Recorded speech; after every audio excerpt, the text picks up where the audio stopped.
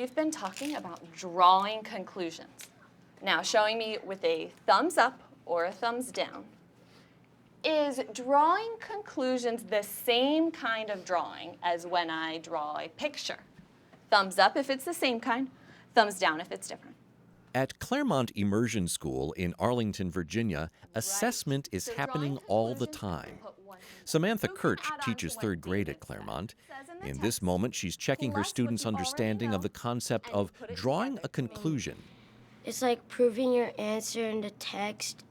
Because of their large population of English language learners, the Claremont staff has to be very thoughtful about their assessments. When we think particularly of our English language learners, we want to make sure that we are mindful of the language that they have and where do we need to provide support so that they're able to express what they know.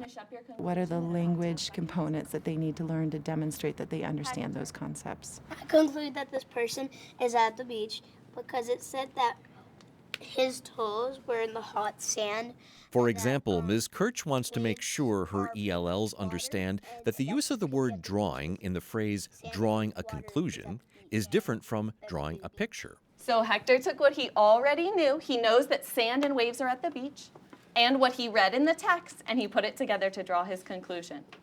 She's addressing the subject today because during formal quarterly assessments, many students in her class struggled with the concept.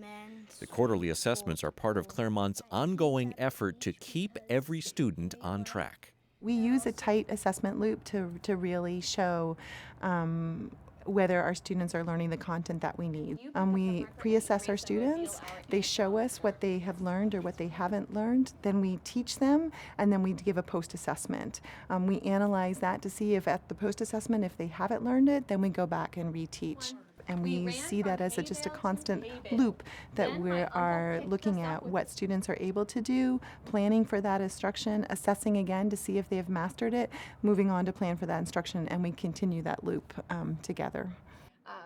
Earlier, Ms. Kirch reviewed the quarterly assessments with Kim Klaus, the reading specialist, and Sheila Majdi, the ESOL teacher. One of the areas they struggled with was 3.6E, drawing conclusions. And it looks like on one of the questions, only about 50% of the students got it correct. And I would anticipate that just looking at the question itself, it may have to do with one of the words, recipe, just if or suggests two of the vocabulary words in the question.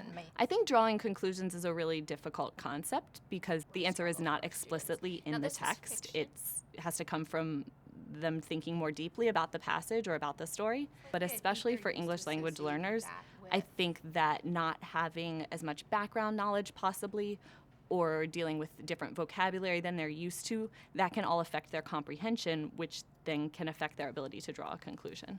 The team comes up with a plan for improving their students' facility with drawing conclusions, involving teaching the concept again, but in a different way this time. Ms. Kirch starts with the whole class and then has the students who struggled the most with drawing conclusions join her for a small group lesson. The speaker can best be described as... Good. So Brandon, do I try to answer right away or do I go back in the text? Go back to the text. Go back to the text. So I'm going to lines 17 to 20, just like what the question said. David, what do you think? I think upset because he or she is upset that they can't find their shoe. At the end of the lesson, Ms. Kirch has the children complete 2 questions on their own, back at their desks. This is known as an exit slip, another informal assessment. When they bring their answers back to her, she'll be able to tell if they now have a better understanding of drawing conclusions or if they need more help. Thank you. Did you prove your answer in the text? Yep. Okay. I'll check over them and see how you did. Great work. Some of the English language learners struggling with drawing conclusions are getting another dose of help from Ms. Majdi.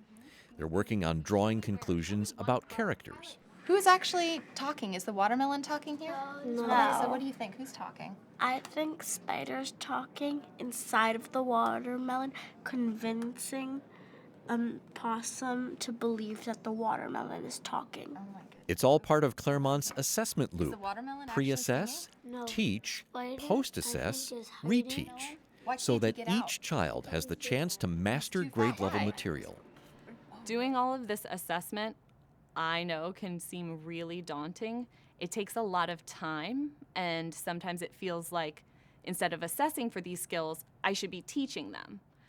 But I think when you picture assessment in a different way, as not just a test at the end of a unit, but all of those little things that you can put in throughout the day, it's really worth it, because then you know where the students are and where they need to go. This video production was made possible by the National Education Association.